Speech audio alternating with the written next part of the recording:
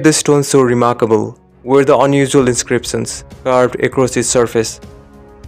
This inscribed inscriptions, or Memphis Decree, was carved in 196 BCE by Egyptian priests to show their support for the young king, Ptolemy V, who was only 13-year-old at the time.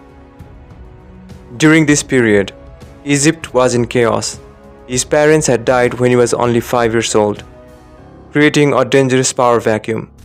Rebellions were happening in Upper Egypt against the Greek Ptolemaic government, and enemies like the Seleucid Empire were threatening invasion.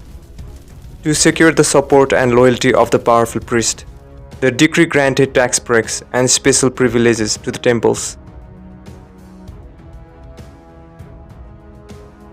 The text was inscribed in 3 scripts: hieroglyphics, the religious script, largely used by priests in temples; Demotic, the local script were adopted by Egyptian population; and Greek, which was mainly spoken by the ruling class, since Egypt at that period was ruled by the Ptolemies, who were of Macedonian Greek descent. Over time, the original language of ancient Egypt gradually evolved into Coptic. This final form of the ancient Egyptian language was written using Greek letters and became commonly spoken after Egypt's adoption of Christianity.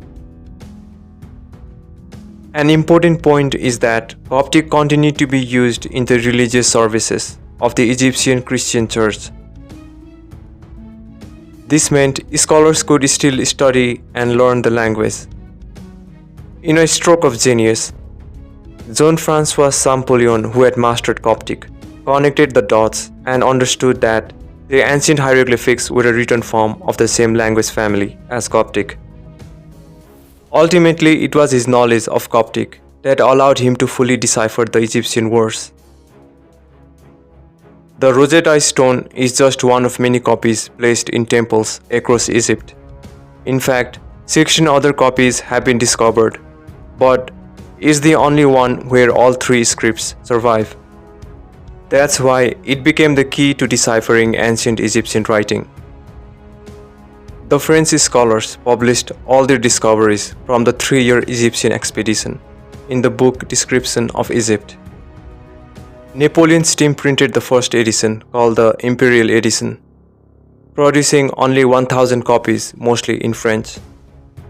These were reserved for European royalty, major libraries, and wealthy patrons, making the set extremely expensive. Later, a second edition was released for mass distribution across Europe.